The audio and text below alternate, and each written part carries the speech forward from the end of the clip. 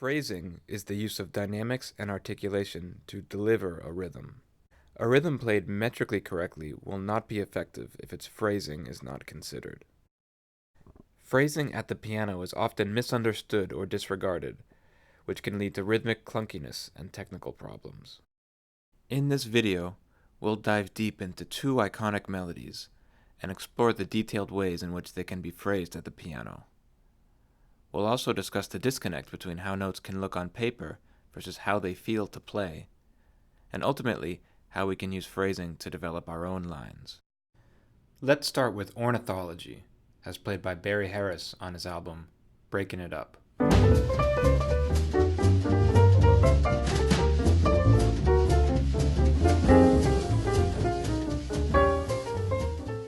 It might not be obvious at first listening, and certainly isn't obvious from simply looking at the eighth notes on a staff. But Barry is actually carefully blending certain notes together. Let's listen to the first phrase slowed down to 25% of its original speed.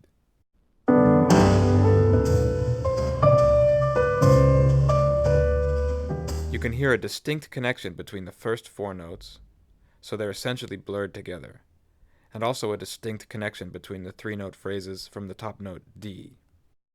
Let's listen again to the slowed down version, and pay careful attention to the phrasing.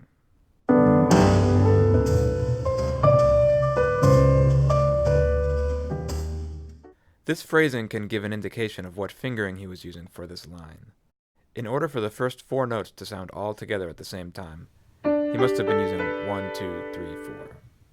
The C here is a quick passing note, and was likely played with his thumb, but also could have even been played with his second or third finger.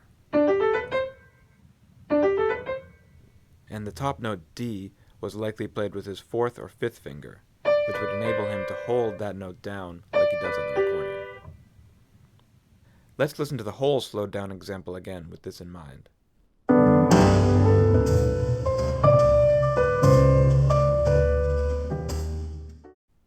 And now at the original tempo.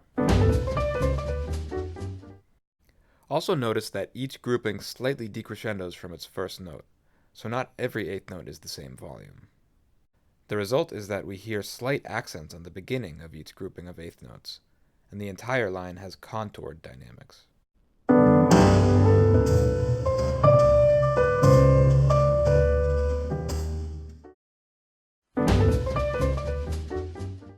This phrasing creates a rhythmic and visual outline that could look something like this. And just a single note outline could look like this. Why is it important to phrase in this way? It is easier to play technically. In fact, thinking of playing lines this way can even feel like cheating at first. But that's not the reason why. Let's listen to Charlie Parker play this melody. He's playing this line in one breath, not separating each note. On the piano, a true legato in this sense is impossible. We do need to press each button separately in a literal sense. But we create the illusion of connection by blending groups of notes together in this way.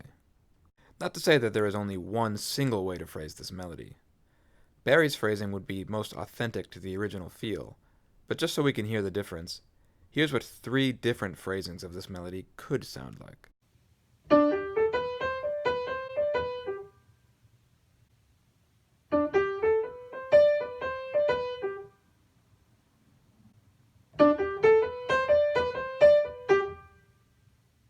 And here's Barry's phrasing.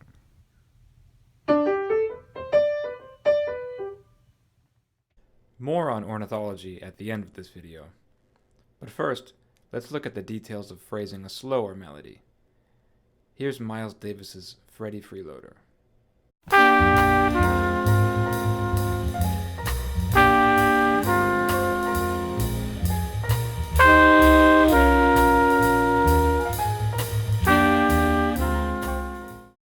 We can clearly hear that the horns are playing these two notes in one breath, giving them a connected feeling.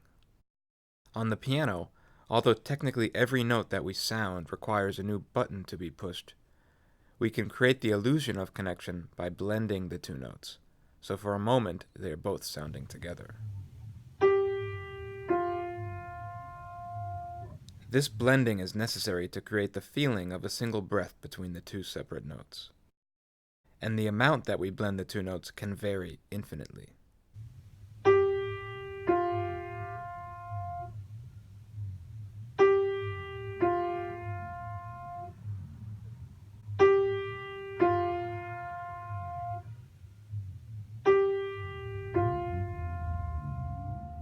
How much we decide to blend the two notes can depend on what piano we're playing, what room we're in, what mood we're in, what we're trying to evoke, etc. Blended two-note phrases like this should be practiced between any two fingers in either direction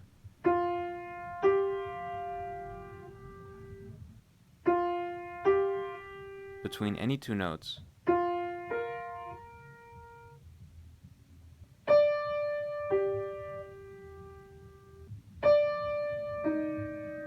and in either hand.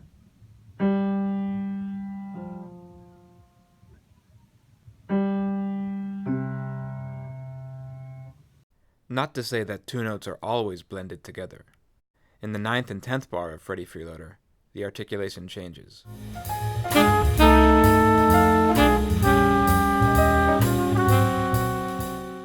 Miles isn't drastically changing his articulation in these measures, but in the saxophone harmony, these notes are distinctly separated.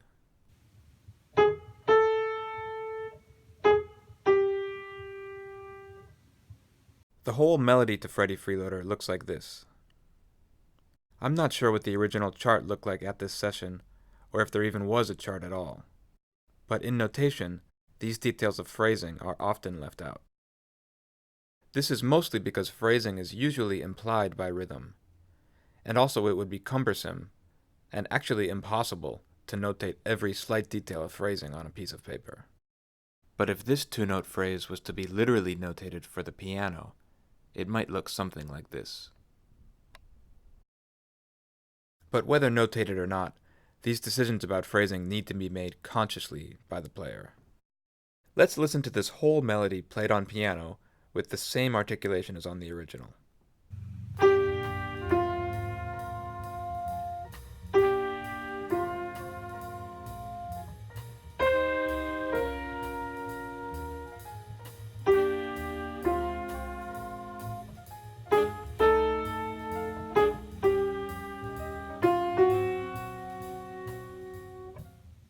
And just so we can hear the difference, here's what these two half notes could sound like if they were not phrased together.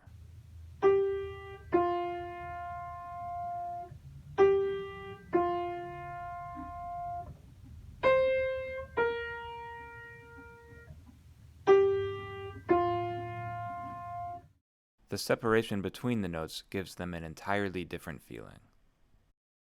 Thinking about phrasing this way is essential in developing our own improvisations. For example, let's go back to ornithology. If we are using Barry's phrasing, we can reduce the first line of ornithology to a few groups of eighth notes.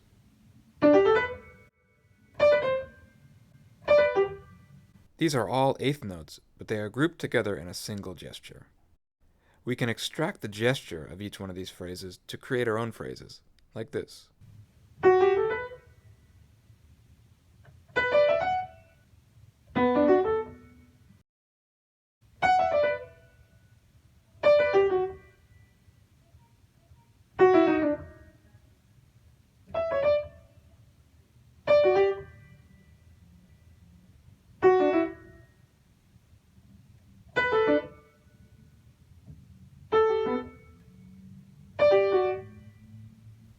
We can also tie strings of these gestures together to make a longer line.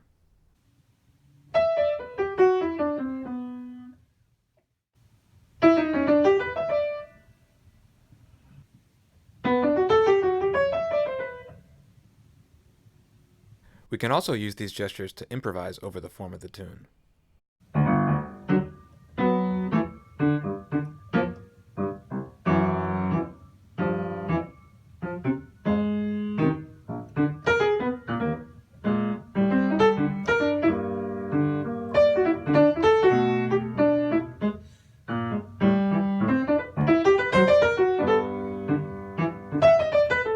The The idea here is that eighth notes are not just single eighth notes, pressed one at a time with metric precision.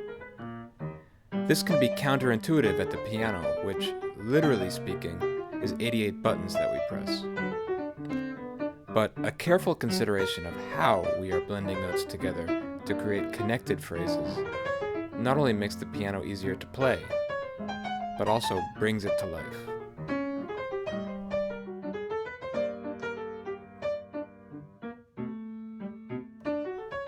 Hope you've enjoyed part 1 of this series on phrasing.